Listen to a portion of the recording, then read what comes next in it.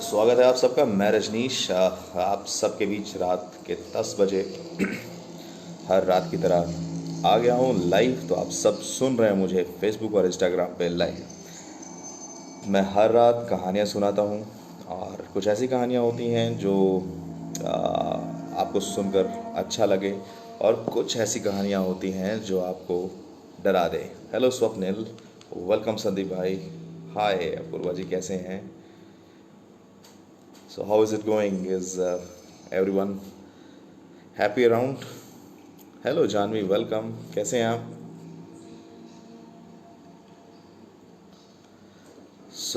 मैं आशा करता हूँ कि आप सब भी अच्छे तरीके से इस लॉकडाउन में अपने आप को कहीं ना कहीं इम्प्रूव कर रहे होंगे। So how it is here कि आज कुछ खास कहानियाँ नहीं है, लेकिन आज मैं एक जगह के बारे में ज़रूर बात करूँगा। एक कहानी है मेरे पास और एक जगह जगह का नाम बताता हूँ मैं, द्वारका। तो थोड़ी सी इन्फॉर्मेशन मेरे पास उसके बारे में है। तो मैं ये दो कहानियाँ आपको मतलब इस जगह के बारे में ज़रूर बताऊंगा। And meanwhile what you can do is you can share this to your friends who wants और who likes to listens to the stories. एंड आप उनको ये कहानियाँ भेज सकते हैं, अभी के अभी उनके साथ शेयर कर सकते हैं। राइट। जल्दी से जल्दी उसके साथ शेयर कर दीजिए। और हम लोग कल हमने बात की थी कुछ काला जादू वगैरह के बारे में, जो इंडिया के कई सारे स्टेट्स में प्रैक्टिस की जाती है। तो यहाँ भी है। आज दोबारा एक छोटी सी कहानी वैसी ही है और मैं फिर से वो कहानी मतलब सुनाना चाहूँगा। हालांकि ये मैंने भी अपनी मम्मी और दादी से सुनी थी, तो ये ज़्यादा शेयर करने में अच्छा लगेगा। आप लोगों ने भी अपने घर वालों से ज़रूर ऐसा कुछ सुना होगा। राइट। हेलो कृष्णेंदु जी, कैसे हैं? स्वागत है आपका।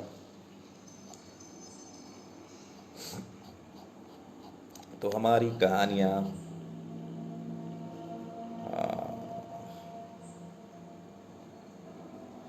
ओ हो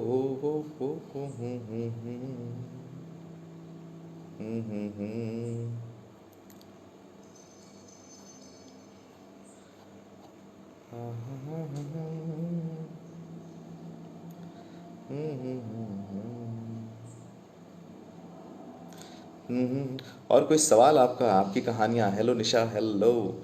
आपकी कुछ कहानियाँ, आपके कुछ एक्सपीरियंसेस मिल जाते तो मज़ा आ जाता। काफ़ी दिन से मतलब कोशिश हो रही है ये कि आपकी कुछ कहानियाँ मिलें। और लेकिन आप लोग सिर्फ सुन रहे हैं, अपनी कुछ सुना नहीं रहे। राइट। तो अपनी कुछ कहानियाँ ज़रूर दें ताकि मुझे और भी अच्छा लगे। राइट। मेरी कुछ पुरानी कहानियाँ हैं। आई मीन उनमें से कोई एक स्टोरी सुनाऊं जब तक और लोग आते हैं। क्या कहते हैं आप लोग? क्या वो कहानियाँ सुनना चाहेंगे? मेरे पास और भी स्टोरीज़ जो मेरी पुरानी स्टोरीज़ हैं उसमें से एक बहुत अच्छा है। मैं हालांकि बोलकर नहीं, लेकिन मैं इसमें आपको स्पीकर से सुनाता हूँ। बहुत अच्छी है, बहुत अच्छी। वो मेरे को बहुत अच्छी लगती है। लाइट स्टोरी है बट बड़ी ही प्यारी है। चल रहे भाई मेरे, ये इंटरनेट मुझे बहुत परेशान कर रहा है हमारे घर का। आई डोंट नो अभी से क्या हुआ है। होपफुली वहाँ सब ठीक हो आपके पास। राइट। तो हर रात मैं आ जाता हूँ आपके पास कहानियाँ लेकर। हाँ, ये कहाँ होगी? Yes yes.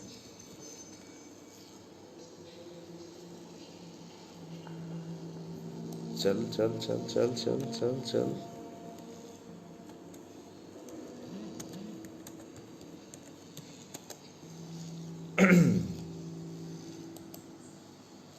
तो काफ़ी सारी ये सारी जो मैं कहानियाँ सुनाता हूँ मोस्टली ये एक्सपीरियंसेस होते हैं। एक मेरे बड़े, हेलो तेजेश्वर, मैं अभी आपको याद कर रहा था। तो तेजेश्वर जी मेरे बहुत ही अच्छे दोस्त हैं और अब हम लोग नाइट बडीज़ बन गए हैं, क्योंकि अब मेरा दिन थोड़ा सा उल्टा चल रहा है। मैं अब रात को सो नहीं रहा हूँ, ऑलमोस्ट सुबह होते तक सोता हूँ। और वैसा ही मेरे जो ये फ्रेंड हैं मिस्टर तेजेश्वर, ये भी आजकल शाम को ही सोते हैं, मतलब रात, बहुत देर रात बाद सोते हैं और हमारी काफ़ी बातचीत होती है। और इनको डराने में बहुत मज़ा आता है, बहुत डरते हैं ये। और मैं यहाँ से साउंड वाउंड भेजता रहता हूँ। आज शाम को तो माहौल बड़ा ही वैसा बन गया था, तेज हवाएं चल रही थी, बिजली कड़क रही थी, एकदम बीच में वाइट हो रही है, और जितना अंधेरा, जहाँ जहाँ अंधेरा है सब उजाले में आ जाता था, और हवा, तेज़ हवा, और फिर उसके बाद धीमी धीमी बारिश। तो बहुत अच्छा लगा। तो मैं आपको एक अपनी कहानी है मेरी, माया का सफ़र, ये बहुत अच्छी है। तो मैं कोशिश करता हूँ कि आप लोग ये सुनिए और फिर बताइएगा कैसी लगी आपको।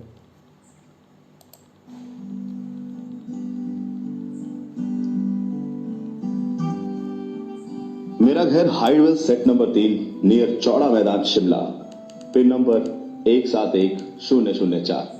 ये है मेरा पूरा पता। 100 साल पहले किसी अंग्रेज का ठिकाना था।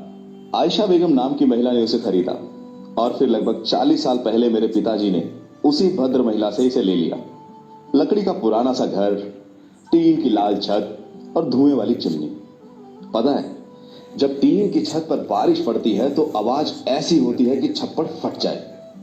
घना देवदार का जंगल और उसके बीच में ये घर। मेरे बचपन की तमाम यादें जुड़ी हैं इससे। मैं, मेरा छोटा भाई, एक बहन जो अब इस दुनिया में नहीं है, हमारी शरारतें, पिट्ठू और छिपन छिपाई का खेल, और फिर अचानक सब छूम अंतर। हम कब बड़े हो गए कुछ पता ही नहीं चला। पिताजी का तबादला हुआ। माँ, भाई और बहन सब दिल्ली आ गए। मैं अकेला शिमला में रह गया, उस बड़े से घर में जहां सुबह खूबसूरत है पर रात बड़ी अकेली सी और डरावनी भी। चलिए अब पड़ोस के एक शख्स से आपका परिचय करवा दूं। नाम है फणिभूषण भट्टाचार्य।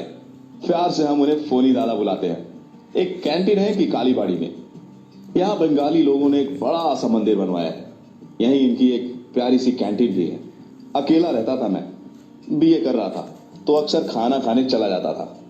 उस दिन क्या हुआ था, 8 दिसंबर की रात की शाम 7 बजे मैं चला, अपने आप से बातें करता हुआ, राम, अल्लाह, रब, जीसस सभी को याद करता हुआ।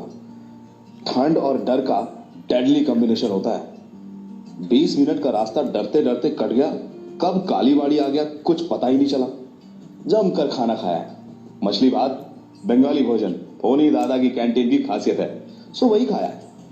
फिर सोचा लगे हाथ चाय भी पी ली जाए, कांच के गिलास में। कांच के गिलास में चाय पी जाए तो 2 फायदे होते हैं, स्वाद भी मिल जाता है और ठंड के इस मौसम में हाथ भी गर्म हो जाते हैं। होनी दादा रोज मेरे साथ घर जाते थे, पर आज होनी को कुछ और ही मंजूर था। बोले, पोंकोज, मेरा प्यारा सा बंगाली नाम दादा ने रखा था, मुझे आज देर होगी, तुम निकलो। मरता क्या ना करता, सो निकल पड़ा। मंदिर के गेट पर पहुंचा तो सुनिए, ये आवाज आई। मुड़कर देखा, एक लड़की थी, गोरी सी, पला की खूबसूरत, बड़ी बड़ी आंखें, पीले लिबास में। क्या कहूं उसके बारे में। ये सिसिल होटल कहाँ है, आपको मालूम है? उसने पूछा। हाँ, मैंने जवाब दिया, मेरे घर के पास है, आप चाहें तो मेरे साथ चल सकती हैं। और हम चल पड़े। कलकत्ते के बड़े इंडस्ट्रियलिस्ट की बेटी है, हर साल घूमने निकलती है। इस बार शिमला चुना है घूमने के लिए। ये कहा उसने मुझसे। फिर शरद चंद्र, टैगोर, सत्यजीत रे, शर्मिला, उत्तम कुमार, आर.डी. बर्मन, सब पर चर्चा हुई। अचानक वो गाने लगी।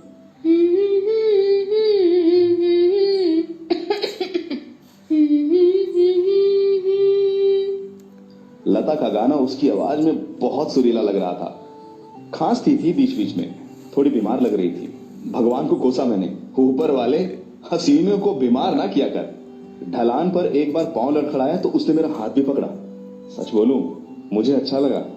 एक और चाय की प्याली का मन था। सोचा कि कुछ और वक्त बिताने को मिलेगा उसके साथ। उससे कहा तो वो राजी भी हो गई, ये कहते हुए कि उसका आज आखिरी दिन है शिमला में। हम निकल पड़े वापस माल रोड।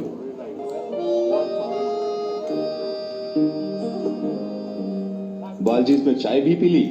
9 बज गए।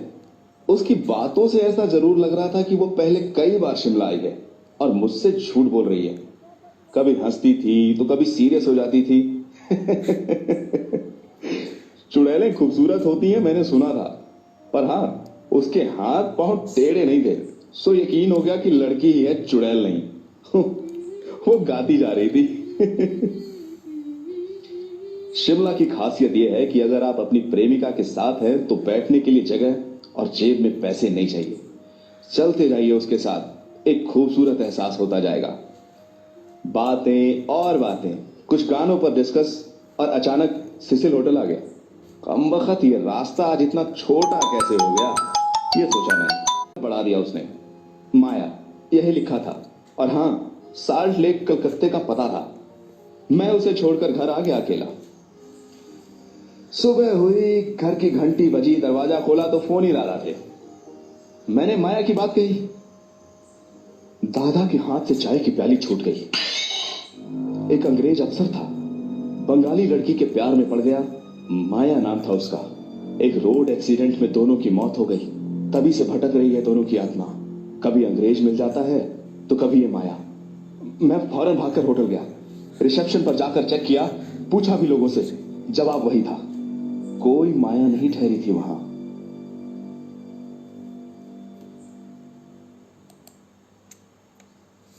तो कैसी लगी आपको ये वाली कहानी मेरी माया का सफ़र? तो माया के साथ जो सफ़र शिमला में बिताया था उसका है।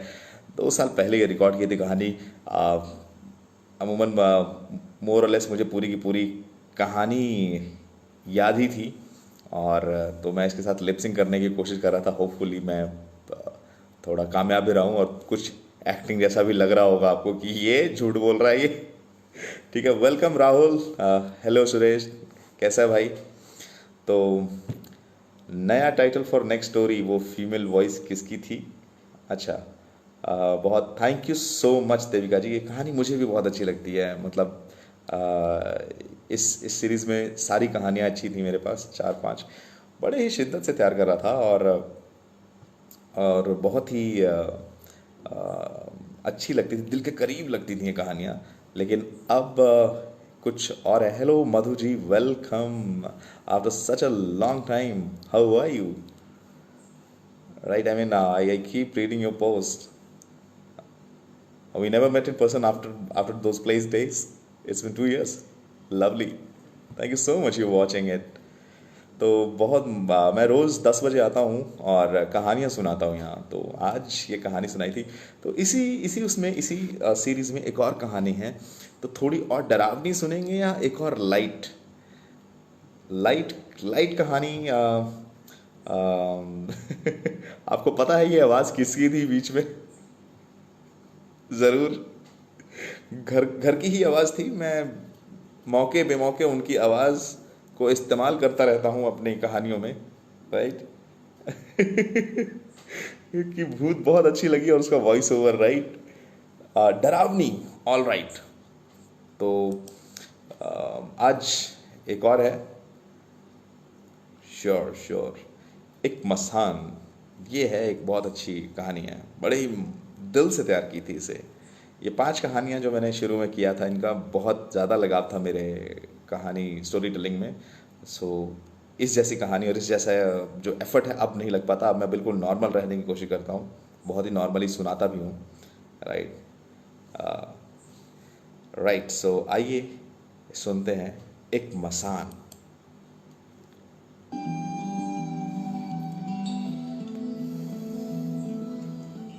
मैं नाहन जिला सिरमौर हिमाचल प्रदेश का रहने वाला हूं। यह वाकया साल 2007 का है, जब मैं ITI का 1 साल का डिप्लोमा करने के लिए तहसील सिलाई में था। आपको याद होगा, इसी साल T20 वर्ल्ड कप चला हुआ था।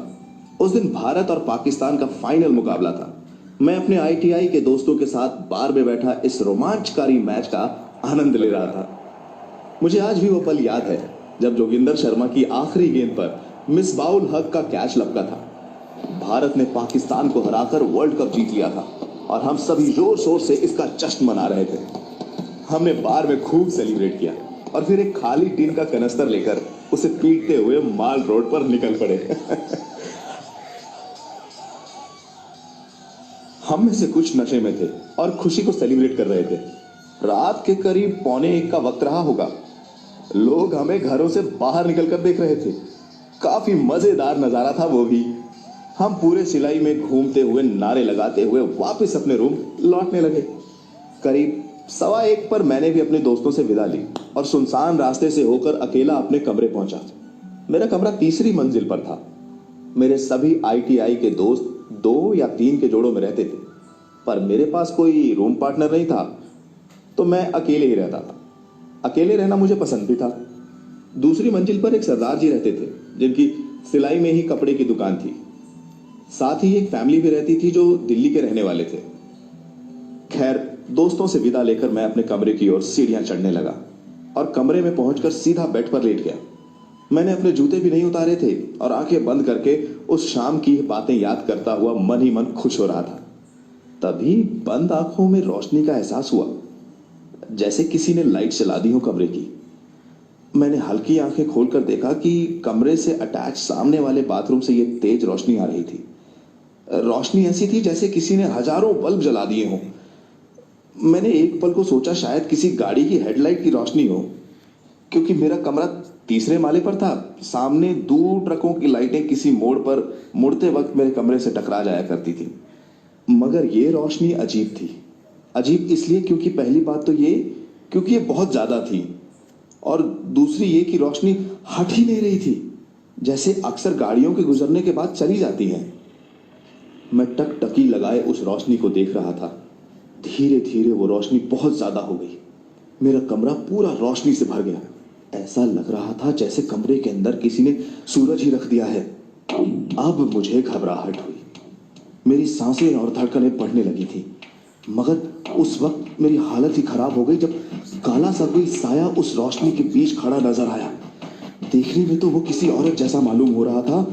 बाल खुले दिख रहे थे, मगर कोई और अंग या चेहरा नहीं दिख रहा था, क्योंकि रोशनी बहुत ज्यादा थी। कद लगभग 6 फुट ही रहा होगा। मैं समझ गया कि ये कोई चुड़ैल वगैरह है, क्योंकि बचपन में खूब सुना था कि चुड़ैलें वगैरह होती हैं। मैं जोर से चिल्लाना चाहता था, मगर चिल्ला नहीं पा रहा था। उठकर भागना चाहता था, मगर हिल नहीं पा रहा था। मुझे लग रहा था कि आगे बढ़ेगी और अब मुझे मार ही डालेगी। मगर वो मेरे दिल की धड़कन इतनी तेज हो गई थी कि मुझे दिल अपने चेहरे पर धड़कता हुआ लग रहा था। खुद को पूरी तरह असहाय पाकर डर के मारे मैंने अपनी आंखें ही बंद कर ली और कुरान शरीफ की आयत, जिसका नाम आयतुल कुर्सी है, जोर जोर से मन में पढ़ने लगा। कुरान की आयत ठीक वैसी ही है जैसे हिंदू धर्म में हनुमान चालीसा। मुझे इस आयत का मुकाम पता था कि इस आयत को पढ़ने से भूत प्रेत पास नहीं आ पाते। जैसे जैसे मन में आयतुल कुर्सी पढ़ने लगा, उस साये ने दरवाजा पीटना शुरू कर दिया।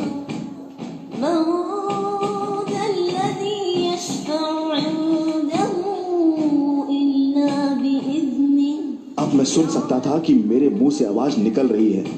थोड़ी हिम्मत बढ़ी और मैं लगातार उस आयत को पढ़ता जा रहा था। धीरे धीरे उस साये ने दरवाजा पीटना बंद कर दिया। मौसम ठंडा था, लेकिन मैं पूरी तरह पसीने से तरबतर था। इसके बाद मैंने आंखें बंद की और रजाई में घुसकर खुद को पैक कर लिया। उस रात मैंने कुरान की यह आयत न जाने कितनी बार पढ़ी होगी। न जाने कब मुझे नींद आ गई। बस इतना जानता हूं, जब मैंने आंखें खोली तो सुबह हो चुकी थी, लेकिन मेरी जुबान लगातार वही आयत पढ़ रही थी। जब सूरज निकला और पक्षियों के चहचहाने की आवाज मेरे कानों में पड़ी, मैंने धीरे से रजाई को थोड़ा गैप बनाकर बाथरूम पर नजर डाली। वहां कोई नहीं था। मैं उठा और देखा कि बाथरूम में राख जैसा कुछ पड़ा हुआ है। मैंने तुरंत दरवाजा खोला और नीचे सड़क पर पहुंचा। लोगों को यह बात बताई तो उन्होंने पंडित सेवाराम के पास जाने को कहा। मैं उनके पास गया और उनको सारी बात बताई। वो भी मेरे साथ आ गए। उन्होंने कुछ मंत्रों का उच्चारण करते हुए उस राख को वहां से हटा दिया। पूरा मामला समझने पर उन्होंने मुझे बताया कि रात को जो महिला का साया आया था वो मसान थी। इस मसान को किसी व्यक्ति का अनिष्ट करने के लिए छोड़ा था, मगर उस व्यक्ति ने पहले से ही अपना सुरक्षा कवच बनाया हुआ था, इसलिए ये भटक रही थी और भटकते हुए रात को तुम्हारे साथ तुम्हारे कमरे आ पहुंची। पंडित जी ने यह भी बताया कि तुमने अच्छा किया जो कुरान शरीफ की आयत पढ़ने लगे, और इसी वजह से तुम बच पाए, वरना कुछ भी हो सकता था।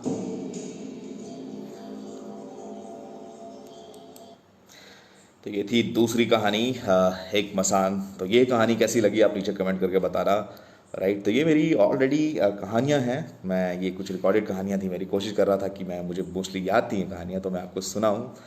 तो इनको तैयार करते वक्त ही बहुत ज़्यादा मेहनत की थी मैंने, और कभी शेयर नहीं कर पाया। ये काफ़ी टाइम चला नहीं पाया, मैं वापस लेकर आया हूँ और लगातार कर रहा हूँ। Thank you so much Madhu ji, you like date.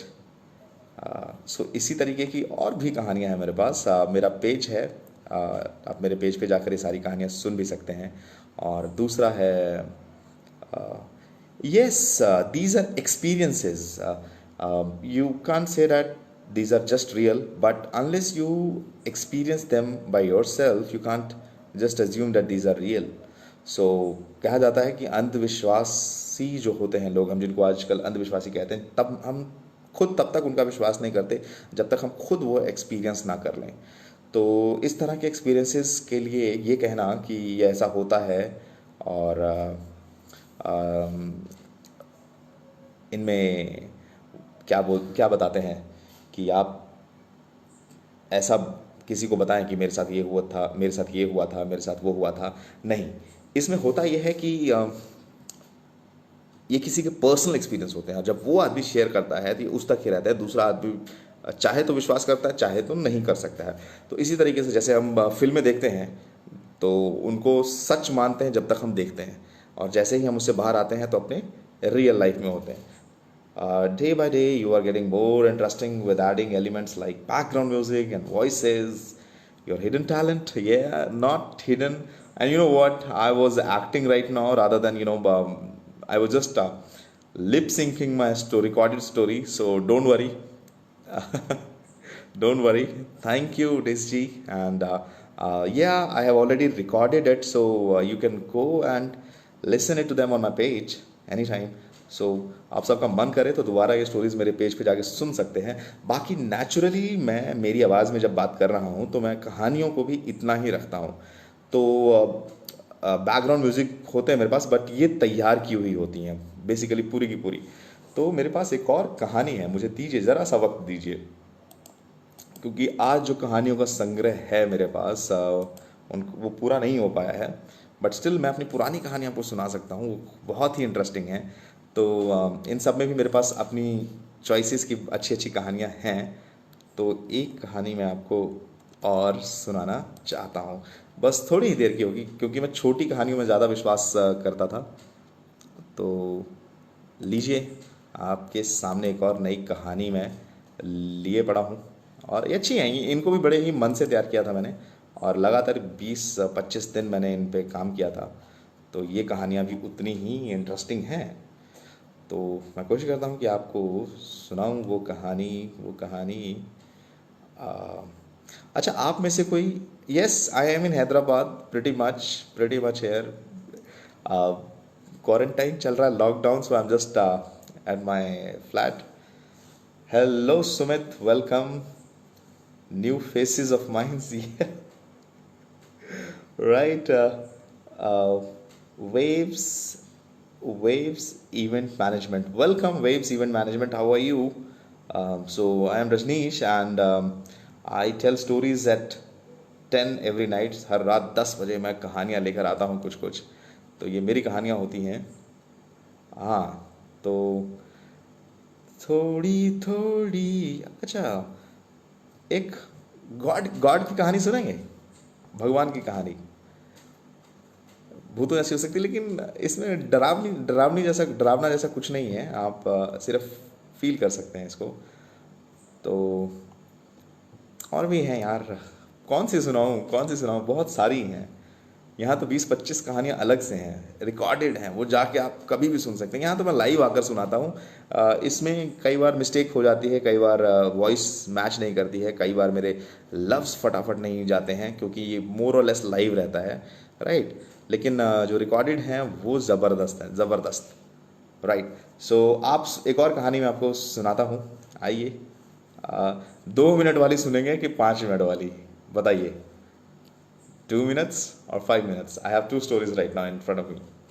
ये दोनों ही इंटरेस्टिंग है, सब मज़ेदार हैं। बताएं, आप बताएं कौन सी कहानी सुनना चाहेंगे पहले, 2 मिनट वाली या 5 मिनट वाली? आप जैसी कहानी बताएंगे, मैं वैसी कहानी लिप सिंक करूँगा। तो हॉरर, यस, आइए Swapnil, let's go for it. So उस रात बाहर कौन था? और चलिए, बड़ी हॉस्टल की एक कहानी है कि दरवाजे के बाहर कौन था और वो कहाँ चला जाता है। हेलो एवरीवन, मैं रजनीश फिर ले आया हूँ एक छोटी छोटी कहानी। तो आज की कहानी लिखी है चिराग विजन ने।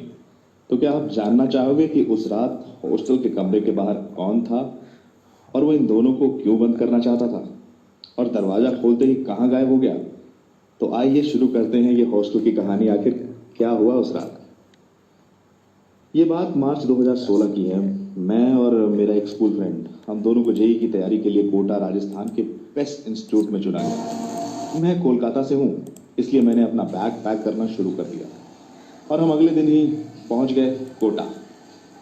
तो मैं और मेरे पापा वहाँ पहुँचे।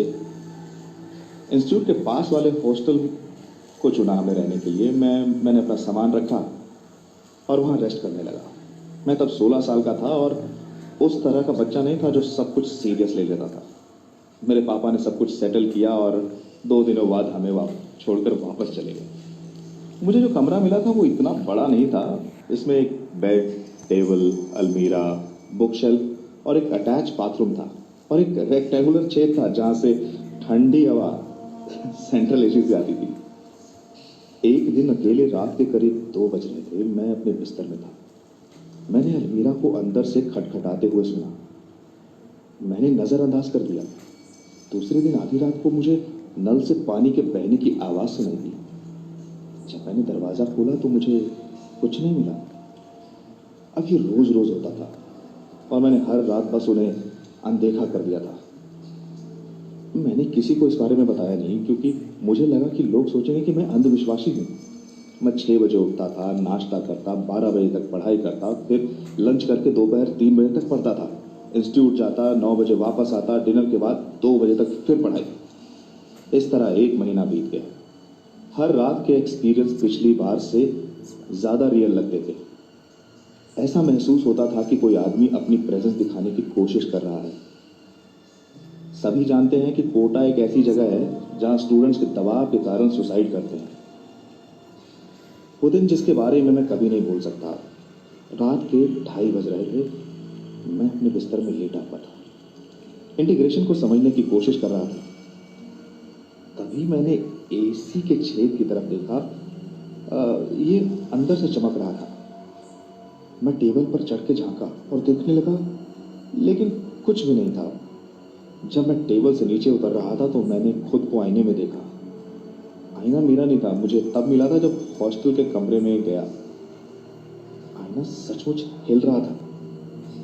मैं चौंक गया, थोड़ा डर भी गया। मेरी सांसें थोड़ी तेज हुई। मैं अपनी चेयर पर बैठ गया और सोचने लगा कि क्या हुआ। बस तभी दरवाजे पर दस्तक हुई। मैं थोड़ा और डर गया। मैंने दरवाजा खोला और देखा तो ये मेरा दोस्त सौरभ था जो ऑर्गेनिक्स में कुछ प्रॉब्लम फेस कर रहा था। वो अंदर आया और मेरे सामने वाले बेड पर बैठ गया और सवाल पूछने लगा। जब वो बात कर रहा था तो मैंने दरवाजे को देखने के लिए अपनी आंखें बाईं ओर घुमा ली। दरवाजा खुला था क्योंकि मेरा दोस्त अभी कमरे में आया था। मैंने उसके बाद जो देखा वो कुछ ऐसा था जिसने मुझे भूत प्रेत में विश्वास करने पे मजबूर कर दिया। मैं पत्थर बन गया था। मेरे दिल की धड़कन सुन पा रहा था। मैं दरवाजे के हुक को आगे पीछे करते हुए देखा और पीछे से उसके छेद की ओर बढ़ता गया। ऐसा लगा जैसे कोई इसे पकड़ रहा है और हमें लॉक करने की कोशिश कर रहा है। लेकिन मैं वहां किसी को देख नहीं पा रहा था। मैंने धीरे से अपने दोस्त को वहां देखने के लिए कहा और जब उसने देखा तो वो बहुत ज्यादा डर गया। वो बिस्तर से कूद गया और मैं खड़ा हो गया। उस रात मैंने सिर्फ अपना फोन लिया और कमरे को छोड़ दिया बिना लॉक किए ही। हमने सबसे पहले अपने मम्मी पापा को फोन किया और उस हॉस्टल के मालिक को जगाया। हमने जो कुछ देखा उसे समझाया और अगले दिन मैंने कमरा बदल दिया। बाद में उस हॉस्टल में हमारे सीनियर्स ने हमें एक लड़के के बारे में बताया जिसने 5 साल पहले उस कमरे में सुसाइड की थी। और मालिक ने सोचा कि मुझे इस बारे में कभी पता नहीं चलेगा। उस दिन मैंने कुछ डरावना और नया एक्सपीरियंस किया। मैंने भूतों और पैरानॉर्मल में विश्वास करना शुरू कर दिया। आप माने या ना माने, लेकिन ये मेरी पहली नहीं बल्कि मेरे जीवन की सबसे बड़ी और सबसे डरावनी घटना थी। तो कैसी लगी? ये थी तीसरी कहानी, बैरे आपको सुराई। तो ये सब रिकॉर्डेड स्टोरीज़ हैं मेरी, मैं लिप सिंकिंग कर रहा था आपके लिए। इनमें वॉइस ओवर्स और आ, आप जो बैकग्राउंड म्यूज़िक है इस पे बड़ा काम किया हुआ था मैंने। तो ये सारी चीज़ें लगातार करता रहता था। पहले बैकग्राउंड म्यूज़िक पे बहुत काम होता था। और हाँ, तैयारी करना, क्योंकि दिन में और कुछ, अच्छा गॉड वाली भी सुना दूँ? यस, गॉड की, नेहा जी ऑल राइट। तो मैं गॉड वाली भी कहानी है मेरे पास, तो वो भी सुनना अगर चाहें आप तो वो भी सुन सकते हैं। वो भी बहुत अच्छी है। उसमें भगवान से आ, तो क्या ज़्यादा वक्त तो नहीं हो गया हमें? राइट। तो ये कहानी सुनाता हूँ, उसके बाद द्वारका की बात करेंगे और आज का सेशन रोक देंगे। लेकिन ऐसा नहीं लग रहा कि मैं अपने कहानियों का संग्रह, यानी कि all the bundle of my stories I am अब ख़त्म हो रही है भाई मेरे पास कहानियाँ। कुछ कहानियाँ भेजो आप लोग। कहाँ से सुनाऊंगा डेली? अभी मेरी कहानियाँ बहुत ख़त्म होती जा रही हैं। तो कुछ जल्दी से कुछ एक्सपीरियंसेस लिख भेजिए मुझे, and I be more than happy to narrate it for you guys. Right. तो भगवान वाली स्टोरी मैं कल सुनाता हूँ, let it be for tomorrow. And आज हम लोग नई जगह के बारे में बात करते हैं। नई जगह है द्वारका। तो द्वारका शहर क्या है, कहाँ है, क्या हुआ उसके साथ, ये सब जानते हैं। और आप लोगों से सिर्फ एक ही गुजारिश कि फेसबुक पर हैं तो फेसबुक पे मेरा पेज है, आप उसे लाइक करें और शेयर ज़रूर करें अपने दोस्तों के साथ जिन्हें कहानियाँ सुनना पसंद है। आप इंस्टा पे हैं तो मुझे फॉलो करें। और आप ये कहानियाँ मिस कर देते हैं, नहीं सुन पाते हैं, तो आप चाहें मेरे यूट्यूब चैनल पे जिसका नाम है लाइव स्टोरी टेलर, वहाँ जाके आप बाकायदा सारी कहानियाँ सुन सकते हैं। सो डेजी जी, माफ़ी चाहूँगा, मैं ये गॉड वाली कहानी कल सुनाता हूँ। बहुत अच्छी कहानी है। सुनाता हूँ इन द सेंस कि ये कहानी आप भी सुन सकते हैं पेज पे जाके, but again I can lip sync for you guys again. And I found this because most of the कहानियाँ मेरी रिकॉर्ड की हुई हैं, प्रैक्टिस करके रिकॉर्ड की हुई हैं, तो वो मेरे जहन में भी रहती हैं अगर मैं एक बार दोबारा सुनना स्टार्ट कर दूँ तो ऑल राइट। आज की सभी कहानियाँ ज़बरदस्त हैं। थैंक यू सो मच, क्योंकि इस पर बहुत ज़्यादा मेहनत हुई थी। ये लाइव सिर्फ सुनाता नहीं था मैं, बट इनको बाकायदा प्रैक्टिस करके रिकॉर्ड किया करता था। तो उस पर बहुत वक्त लगता था। एक एक दिन में एक कहानी होती थी। जहाँ मैं यहाँ 3-3, 4-4 मन मर्जी की कहानियाँ सुना रहा होता हूँ, वहाँ ऐसा नहीं होता था।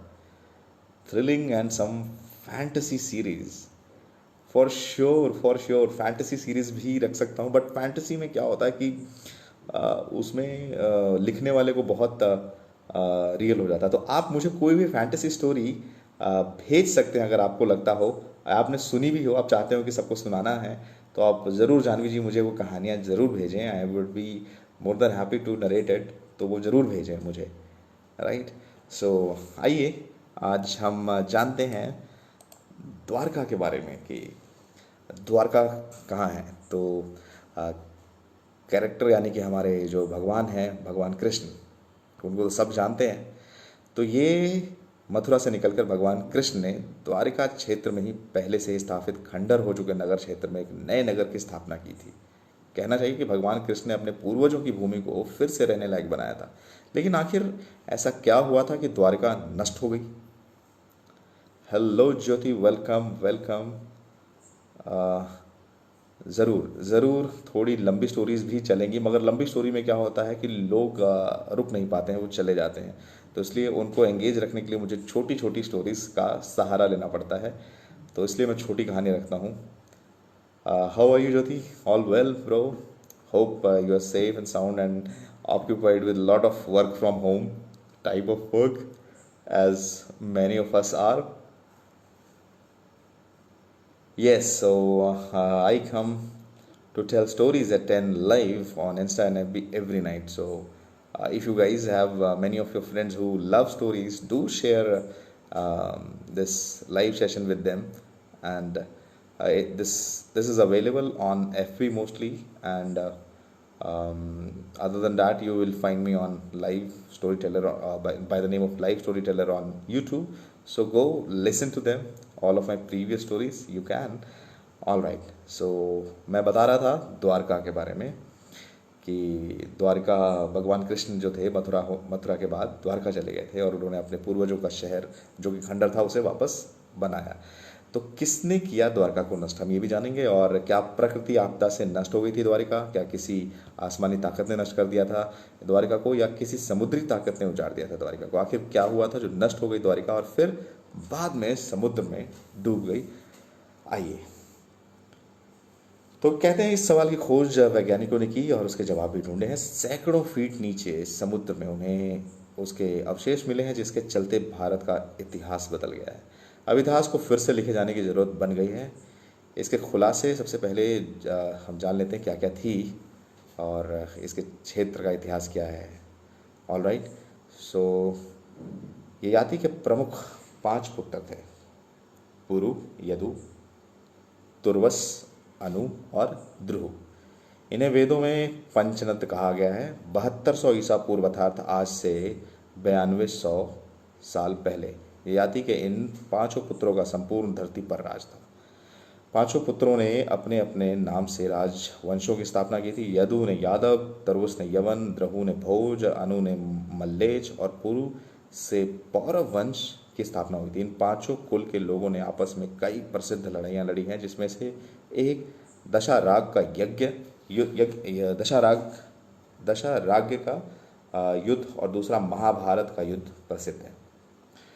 तो पुराणों में उल्लेख ययाति अपने बड़े लड़के को युदु से रुष्ट हो गया था और उसे शाप दिया था कि युदु या उसके लड़कों को राजपद प्राप्त करने का सौभाग्य न प्राप्त होगा। ययाति सबसे छोटे बेटे पुरु को बहुत अधिक चाहता था और उसी को उसने राज्य देने का विचार प्रकट किया, परंतु राजा को सभासदों ने ज्येष्ठ पुत्र के रहते हुए इस कार्य का विरोध किया। तो उन्होंने मना किया कि सबसे बड़े बेटे को देना चाहिए, सबसे छोटे को नहीं।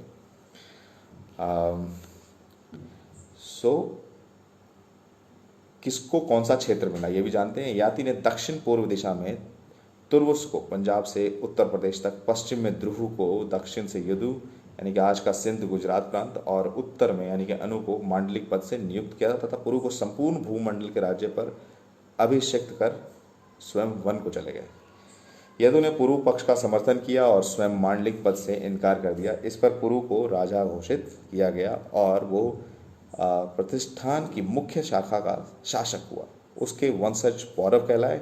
अन्य 4 भाइयों को जो प्रदेश दिए गए उनका विवरण कुछ इस प्रकार है कि यदु को चर्मरावती अथवा चर्मवती चंबल, बेत्रवाती बेतवा और शक्तिमुनि खेन का तटवर्ती प्रदेश मिला।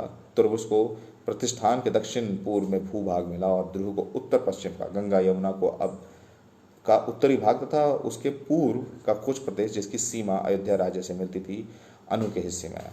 यदि हम यादवों के क्षेत्र की बात करें तो वो आज के पाकिस्तान स्थित सिंध प्रांत से भारत स्थित गुजरात का प्रांत है। इसके बीच से यदु क्षेत्र कहलाता था। पहले राज्य का विभाजन नदी और वन क्षेत्र के आधार पर था।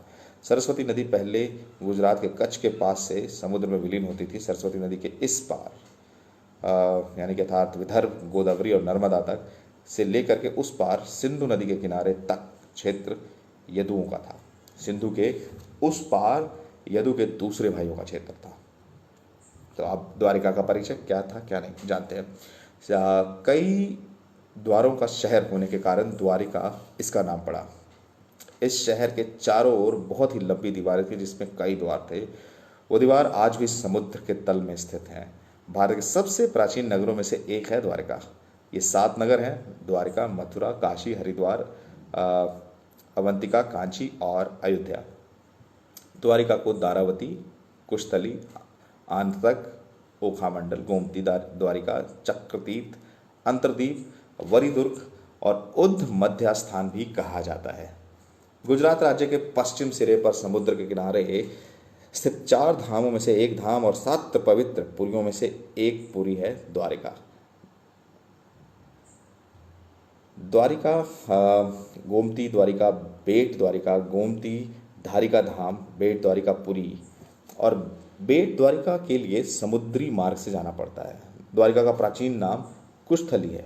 पौराणिक कथाओं के अनुसार महाराजा रैवतक ने के समुद्र के कुश बिछाकर यज्ञ करने की कारण ही इस नगरी का नाम कुशस्थली हुआ था।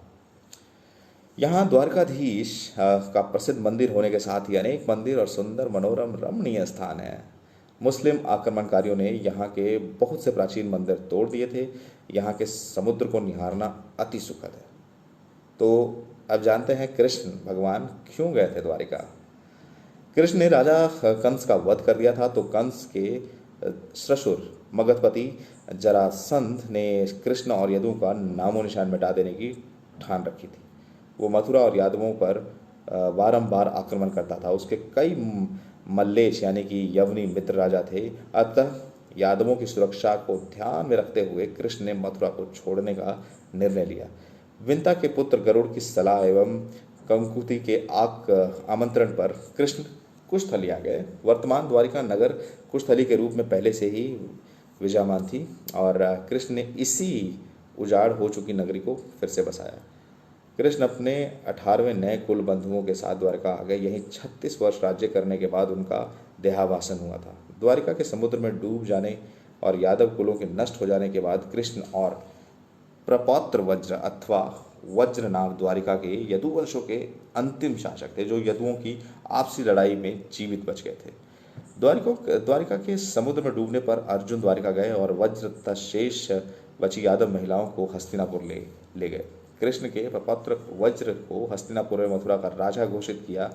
वज्रनाभ के नाम से ही मथुरा क्षेत्र के ब्रजमंडल कहा जाता है। तो ये थी कहानी, राइट। तो आगे है कि द्वारिका के इन समुद्री अवशेष को सबसे पहले भारतीय वायुसेना के पायलटों ने समुद्र के ऊपर से उड़ान भरते हुए नोटिस किया था और उसके बाद 1970 में जामनगर के गजेटियर ने इसका विवरण यानी कि इसको मेंशन किया गया था। उसके बाद इन खंडों के बारे में दावों प्रतिदावों और दौर चलता रहा।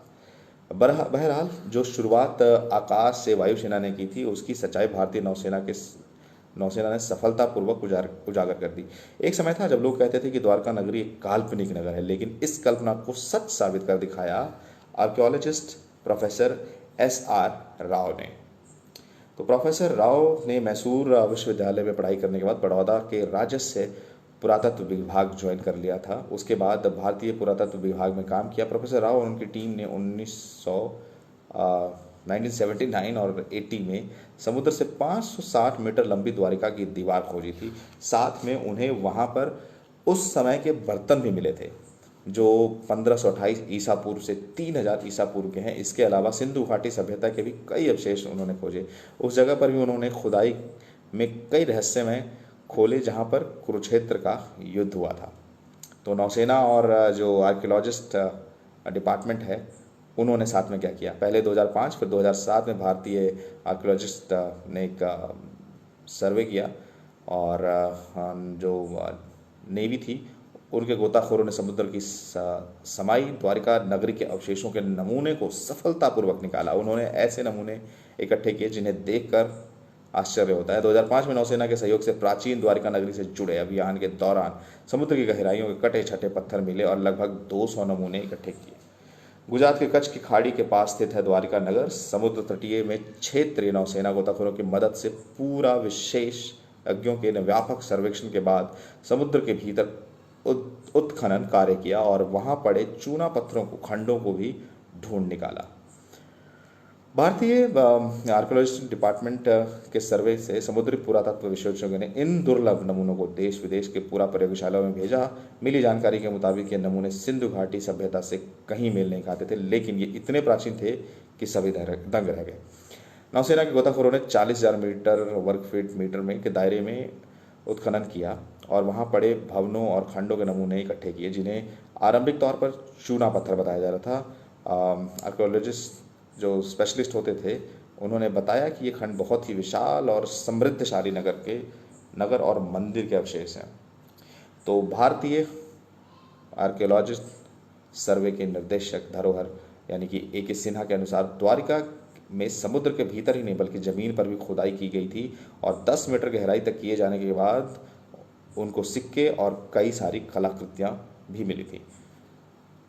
तो इस समुद्री उत्खनन यानी खुदाई के बारे में सहायक नौसेना प्रमुख रियर एडमिरल HP चीमा ने बताया था कि इस ऐतिहासिक अभियान के लिए उन्होंने 11 गोताखोरों को आर्कियोलॉजिक्स सर्वे के लिए स्पेशल ट्रेनिंग दी थी और नवंबर 2006 में नौसेना के सर्वेक्षण पोत INS के निदेशक ने इस समुद्री स्थल का सर्वे भी किया था। इसके बाद इस साल जनवरी फरवरी के बीच नौसेना के गोताखोरों ने तमाम आवश्यक उपकरणों के साथ सामग्री लेकर उन दुर्लभ अवशेषों तक पहुंचाए गए। रियर एडमिरल चीमा ने कहा कि इन अवशेषों की प्राचीनता का वैज्ञानिक अध्ययन होने के बाद देश के समुद्री इतिहास और धरोहर की तिथि क्रम लिखने के लिए आरंभिक सामग्री इतिहासकारों को उपलब्ध हो जाएगी। इजराइल, श्रीलंका और ब्रिटेन के विशेषज्ञ भी शामिल हुए। नमूनों को विदेशी प्रयोगशालाओं में भेजा गया ताकि अवशेषों की प्राचीनता के बारे में किसी प्रकार की त्रुटि संदेह समाप्त हो जाए। तो ताज़ा शोध जो था 2011 के बाद हुआ था, उसकी गुजरात की सरकार ने समुद्री तटों पर प्रदूषण के कारण हुए नुकसान का अनुमान लगाने के लिए national institute of ocean technology एक सर्वे करने को कहा था। जब समुद्री तलहटी की जांच की गई तो सोनार पर मानव निर्मित नगर पाया गया, जिनकी जांच करने पर पाया गया कि ये 32,000 साल पुराना है। 9,000 साल पहले या ओशियन यानी कि समुद्र में चला गया था। ये बहुत ही चौंका देने वाली जानकारी थी। तब माना जाता है कि 9,000 वर्षों पूर्व हिमयुग की समाप्ति पर समुद्र का जल स्तर बढ़ने के कारण कई नगर समुद्र में विलीन हो गए थे। लेकिन इसके पीछे कई कारण हो सकते हैं, हमें नहीं मालूम। तो आखिर कैसे नष्ट हुई, ये हमारा लास्ट टॉपिक है कि आखिर द्वारिका नष्ट कैसे होगी, कैसे चलेगी अंदर। तो वैज्ञानिकों के अनुसार जब हिमयुग समाप्त हुआ तो समुद्र का जल स्तर बढ़ा। उससे देश दुनिया के कई तटवर्ती शहर डूब गए। द्वारिका भी उन शहरों में से एक थी। लेकिन सवाल ये उठता है कि हिमयुग तो आज से 10,000 वर्ष पूर्व समाप्त हुआ था। भगवान श्री कृष्ण ने तो नई द्वारिका का निर्माण आज से 5,300 ईसा पूर्व किया था। तब वैसे इसके हिमयुग के दौरान समुद्र में डूब जाने की थ्योरी आधी सच लगती है। लेकिन बहुत से पुराणकार कहते हैं और इतिहासकार मानते हैं कि द्वारिका को कृष्ण के देहांत के बाद जानबूझकर नष्ट किया गया था। ये वो दौर था जब यादव लोग आपस में भयंकर तरीके से लड़ रहे थे। इसके अलावा जरासंध और यवन लोग भी उनके घोर दुश्मन थे। ऐसे में द्वारिका पर समुद्र के मार्ग से भी आक्रमण हुआ और आसमानी मार्ग से भी आक्रमण किया गया। तथा यादवों को उनके क्षेत्र को छोड़कर फिर से मथुरा और उसके आसपास शरण लेनी पड़ी। हाल ही में खोज में सिद्ध करने का प्रयास किया गया है कि ये वो दौर था जब धरती पर रहने वाले एलियंस का आसमानी एलियंस के साथ घोर युद्ध हुआ था और जिसके चलते UF और उनके सभी शहरों को निशाना बनाया गया, जहाँ पर देवता लोग रहते थे और जहाँ पर देवताओं के वंशज रहते थे। तो ये कहानी है पूरी हमारे द्वारका की और द्वारकाधीश की। हाँ, सो मैं बीच में आपके कमेंट्स नहीं पढ़ पाया हूँ, तो फिर से मैं थोड़ा गौर कर लेता हूँ। अब ये भाई साहब, राइट, अरे हाँ,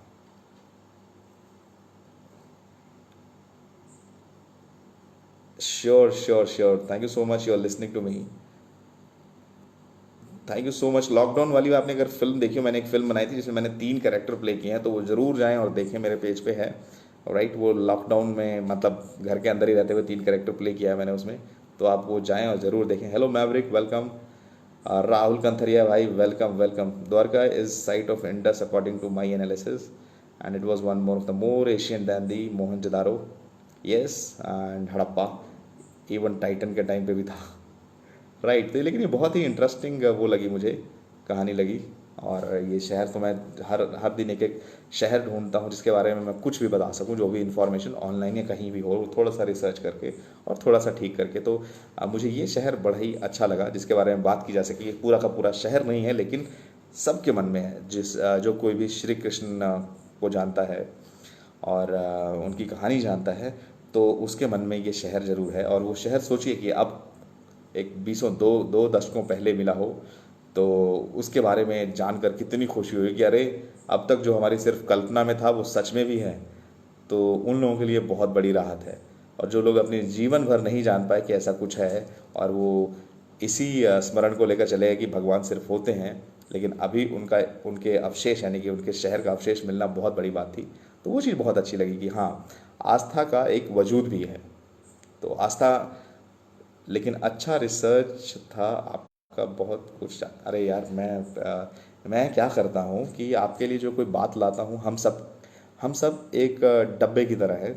हमें क्या होता है कि हम खुद से तो कुछ नहीं कर पाते हैं, पूरी ज़िंदगी हमें किसी न किसी से लेना पड़ता है, और फिर उसके बाद उसका मिश्रण होता है, हमारे से कुछ भी बात होती है। अगर मैं एक बुरा आदमी हूँ तो मेरी कोई बुरी ट्रेनिंग नहीं हुई थी, बट मैं बुरी स्थितियों में बुरा आदमी बन गया। अगर मैं एक अच्छा आदमी हूँ, एक संत आदमी हूँ, तो मैं उस तरह के माहौल में रहा, पला बड़ा, लोगों से मिला, और फिर मैं वैसा बनता चला गया और उस कैरेक्टर को ले आया तो वैसा हो गया। तो उसी तरीके से रिसर्च होता है कि ये ऑलरेडी पड़ा होता है। मैं यहाँ बैठकर, जहाँ बैठा हूँ, यहाँ से मैं द्वारका के बारे में जान गया हूँ बगैर गए, इतना सारा इन्फॉर्मेशन मिल गया है। लेकिन अब हमारे विजुअल इमेजिनेशन है, क्योंकि जो विजुअल क्रिएटर है, आर्टिस्ट हैं या फिल्म मेकर्स हैं या फिर राइटर्स हैं, तो जो राइटर्स को आजकल विजुअल इमेजिनेशन देने के लिए आर्टिस्ट और फिल्म मेकर्स आ गए हैं, तो इनकी वजह से बहुत सारा काम आसान हो गया। तो अब जैसे महाभारत देख ली, रामायण देख लिया, तो जो कहानियाँ अब तक सिर्फ मेरे मन में थी, उनका एक पिक्चर मिल गया। तो रामायण और महाभारत के बाद भी रामायण, शिव पुराण और महाभारत नए नए तैयार हुए, लेकिन जो पहली ने छाप छोड़ा वो किसी ने नहीं छोड़ा। क्यों? उसके पीछे रीज़न ये है कि तब तक किसी के पास पिक्चर नहीं था, एक आउटलाइन नहीं थी। अब उसके बाद जब उनको आउटलाइन मिल गई तो सबके लिए वो स्टिक हो गया कि यही होता है, ऐसा होता है। उसके बाद चाहे जितने मर्जी वो कर लो, वो इमेज नहीं बदलने वाली। तो हमारी ज़िंदगी में हम जिनको एंटरटेनर्स कहते हैं, बट उनका हमारी ज़िंदगी में हमारा करेक्टर बनाने में बहुत बड़ा योगदान होता है। राइटर्स का, फिल्म मेकर्स का, राइट, और परफॉर्मर्स का बहुत ज़्यादा। तो ये हमारे जो हमारा जो ओवरऑल कैरेक्टर होता है, इनसे हम लोग बहुत कुछ सीखते हैं। फिल्मों के माध्यम से सीखते हैं, न्यूज़पेपर पढ़े तो उसके माध्यम से जाते हैं, किताबें पढ़ें तो उसके माध्यम से हम बहुत सारी नई चीज़ें सीखते हैं, और वो हमारे कैरेक्टर को बनाते हैं, और हम इस तरीके से अपने आप को ढाल पाते हैं। तो ऑल राइट, समय हो चला है आज 11 बजे के करीब, और काफ़ी समय ले लिया है मैंने आपका, वापस बहुत ज़्यादा। तो आज के लिए बस इतना ही। आशा करता हूँ कि हम कल 10 बजे फिर मिलेंगे। मैं तब तक नई कहानियाँ ढूंढ कर रखूँगा, और आप मेरे पेज पर जाएं, नई नई कहानियाँ सुने। और आप अगर ये कहानियाँ नहीं सुन पाए हैं तो वापस आप लाइव स्टोरी टेलर के नाम से मेरा यूट्यूब चैनल है, वहाँ जाएं, सब्सक्राइब करें और लगातार ये कहानियाँ सुने। मैं हर रात ये कहानियाँ वहाँ भी अपलोड कर देता हूँ। तो कल मिलने के वादे के साथ आज मैं आपसे विदा लेता हूँ, और कल हम वापस मिलेंगे। और तो रात के 10 बजे का समय है, FB और इंस्टा पे मैं लाइव आऊँगा। तो आप सब लोग स्वस्थ रहें, मस्त रहें, और अपने कामों में व्यस्त रहें, और नई नई चीज़ें सीखते रहें, और मेरे साथ शेयर करें, और अपनी कहानियाँ, अपने एक्सपीरियंसेस तो पक्का मुझे भेजें, क्योंकि अब मेरे पास कम है, बहुत ढूंढना पड़ रहा है, तब जाके मिल रही कहानियाँ। ठीक है, श्योर। तो अपना प्यार यूँ ही बनाए रखिए, और मिलते हैं कल रात 10 बजे यहीं पे। तब तक के लिए बाय बाय, गुड नाइट, शब्बा खैर, शुभ रात्रि।